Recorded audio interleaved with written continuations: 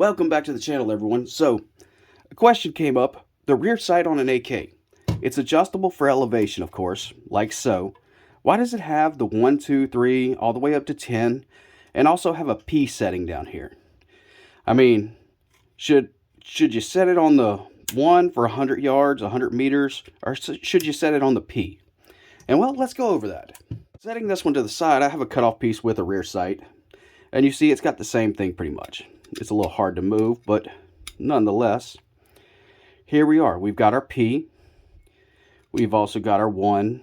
Now, the idea behind this, and you guys can see, it's grooved.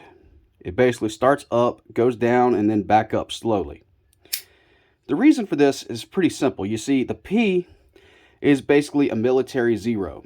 It's supposed to give you a decently accurate shot from anywhere from 0 to 300 yards. Basically, the Soviet doctrine was to aim at the waist, and you're going to hit somewhere along that center line. Whereas, if you need a more accurate shot and your target's at the 100 meter mark, or 200 meter, 300 or so forth, you would set it here, 400 meter, and it should be set to give you a pretty decently accurate shot there. So the numbers are basically to get you a little bit more accurate of a shot, where the P is just leave it, don't mess with it. It's set for a good military 0. Is the idea behind it. Okay. And that's pretty much it, okay? So, in fact, they've got the right amount of cuts for the sight leaf that they have. Some would actually only have 800 meters. Some go all the way up to 1,000.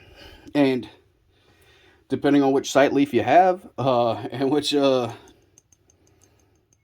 rear sight base you have, you got to have the same ones that match, or else you're a little off.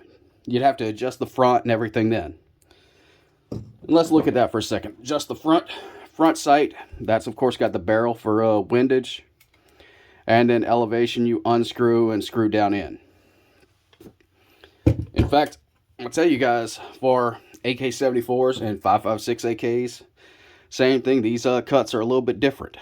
I don't know how well one works with the other because I've never actually tried that, but for the most part, you need the right rear sight base with the right sight leaf. So there you go. I think that pretty much covered that. So thanks for watching, everyone.